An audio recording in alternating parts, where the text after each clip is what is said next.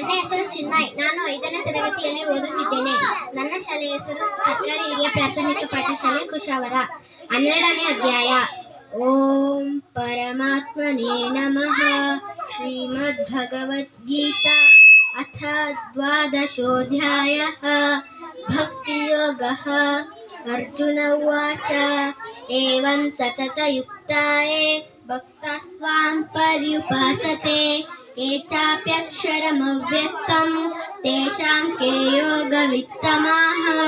श्रीभगवानुवाच मय्यावेश्य मनो ये मां नित्ययुक्ता उपासते श्रद्धया परयोपेतास्ते मे युक्ततमा मताः. एकक्षरम् अनिर्देश्यम् अव्यक्तं पर्युपासते सर्वत्र गमचिन्त्यं च कूटस्थमचलं ध्रुवं सन्नियम्येन्द्रियग्रामं सर्वत्र समबुद्धयः ते प्राप्नुवन्ति मामेव सर्वभूतहिते रताः. क्लेशोऽधिकतरस्तेषाम् अव्यक्तासक्तचेतसाम् अव्यक्ता हि गतिर्दुःखं देहवद्भिरवाप्यते.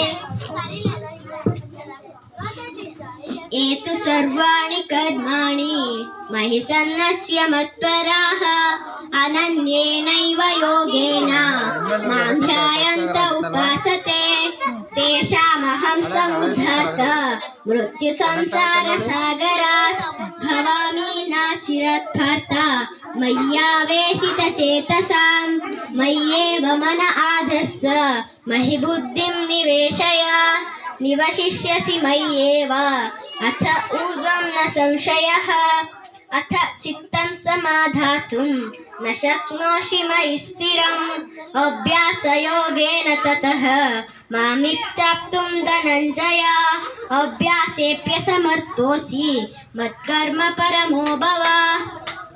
मदर्थपमि कर्माणि पूर्वं सिद्धिमवाप्स्यसि अथैतदप्यशक्तोऽसि कर्तुं मद्योगमाश्रितः.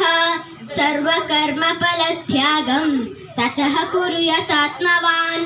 श्रेयो हि ज्ञानमभ्यासात् ज्ञानाध्यानं विशिष्यते. ध्यानात् कर्मफलत्यागः त्यागात् प्राप्तिरनन्तरम्. ಧನ್ಯವಾದಗಳು.